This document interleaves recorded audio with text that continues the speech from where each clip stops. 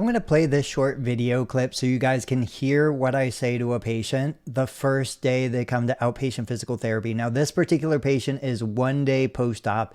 You can see the creases in her skin from where they had ACE wrapped the leg. You can see she has the water-resistant dressing covering the incision.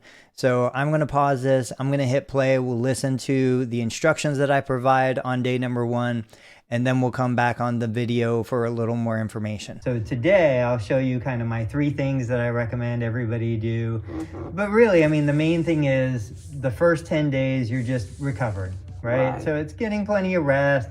Know that you're gonna get sleepy and tired sooner than you expect just because the iron is low and this is a major surgery. But spending time on your feet is kind of the second most important thing. Right. The range of motion will come. You're close to 90 degrees already. Usually you'll lose some range of motion and then regain it back. But the idea is just getting confident, knowing that you can put your weight through the surgical leg. Nothing's gonna buckle, nothing's gonna give out. It'll hold you up.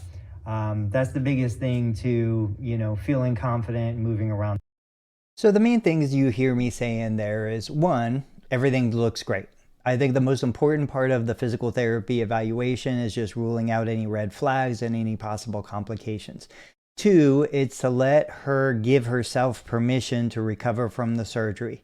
As long as she's getting up, going to the bathroom, moving around the house, her knee is going to do enough work. She doesn't have to really stress out about the range of motion. The range of motion will come. Most people have the most range of motion the day of surgery or the day after. Then they lose range of motion for the next 2 or 3 days. Then they start to regain range of motion after that. That's totally normal.